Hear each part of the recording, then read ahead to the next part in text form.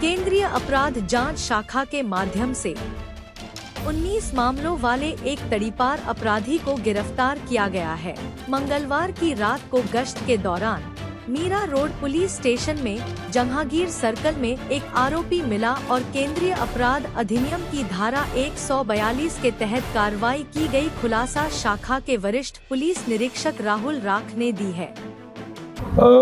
आमचे पोलिसांमधील पेट्रोलिंग करत असताना त्यांना बंटी उर्फ आशिष अरविंद चोबे राहणार मनोपस काश्मीरा हा आपल्या जांगीड कॉम्प्लेक्स या ठिकाणी फिरताना दिसून आला।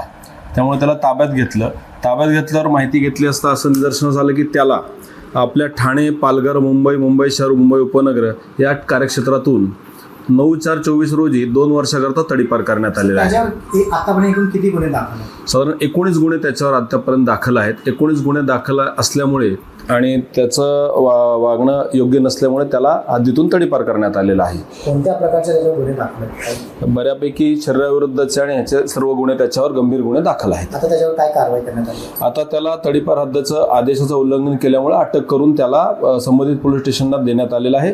ते पुढील न्यायालयात हजर करून कारवाई करीत आहेत।